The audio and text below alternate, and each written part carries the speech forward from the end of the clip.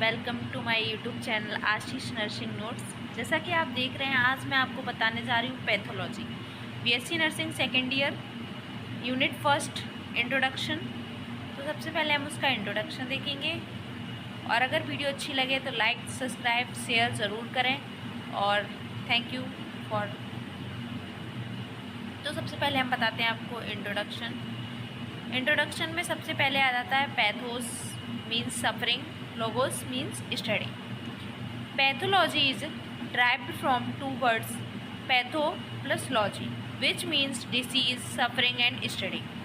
Pathology is the medical science that deals with the scientific study of disease with special reference to the causative factors, development of the disease, process, morphology, alternation in the organ and clinical implementation as a result of the disease। ये तो हो गया इसका क्या introduction. उसके बाद आते हैं हम डेफिनेशन ऑफ पैथोलॉजी। तो the branch of medical science that studies the origin, nature and course of disease. ये एक ऐसी मेडिकल साइंस की ब्रांच होती है जिसमें हम स्टडी करते हैं किसकी, origin, natures and course of disease. मतलब कोई भी डिसीज़ का कोई भी कोर्स है, उसकी नेचर, उसकी प्रकृति की, ऑरिजिन्स की, इन सब की स्टडी को हम क्या कहते हैं, पैथोलॉजी। एक और डेफिनेशन देखते हैं हम, the scientific study of disease and its cause, progress and effects.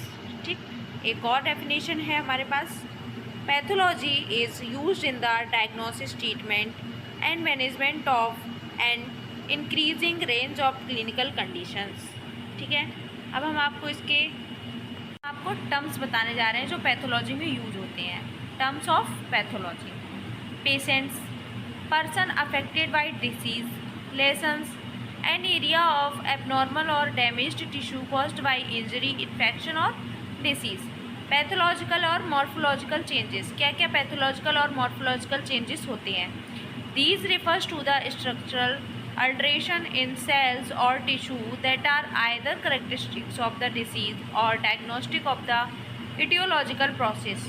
Pathogenesis क्या होता है? It refers to the sequence of events in the response of cell or tissue to the etiological agent.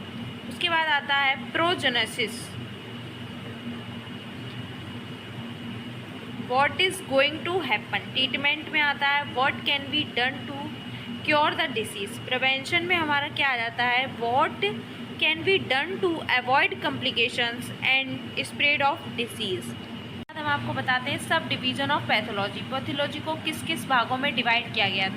देखो, 3 भागों में इसको डिवाइड किया गया है, एनाटॉमिक पैथोलॉजी, क्लिनिकल पैथोलॉजी और अदर्स में आ जाते हैं forensic pathology, immunopathology, micropathology, cytopathology, haemopathology, molecular pathology और जेनेटिक पैथोलॉजी। इन सबको हम डिस्क्राइब भी करेंगे, अभी आपको बताते हैं। तो पहला है एनाटॉमिक पैथोलॉजी। तो ये क्या होता है? Anatomic pathology is defined as the disease and injury by the gross and microscopic examination of tissue, specimen, phosphorus, bone marrow, aspirates and blood smear. A part of anatomic pathology is surgical pathology, which is concerned with the examination and diagnosis of tissue, specimens removed during surgery. उसके बाद आता है clinical pathology. It is a branch concerned with the diagnosis of disease based on laboratory analysis of body fluids such as blood, urine and tissue using tools of chemistry, microbiology, hematology and molecular pathology. उसके बाद हम others में आते हैं, उसमें सबसे पहले था forensic pathology. This pathology is used for legal purpose. This help to determine cause on circumstances of death. फिर आता है सेकेंड नंबर का immunopathology, study of defence mechanism of the body. Number 3 micropathology, study of microbes causing disease. Number 4 cytopathology, study of disease from isolated cell. Number 5 आता है haemopathology, study of disease from components of blood. उसके बाद 6 आता है molecular pathology, the detection and diagnosis of abnormalities at the level of DNA of the cell included in molecular pathology.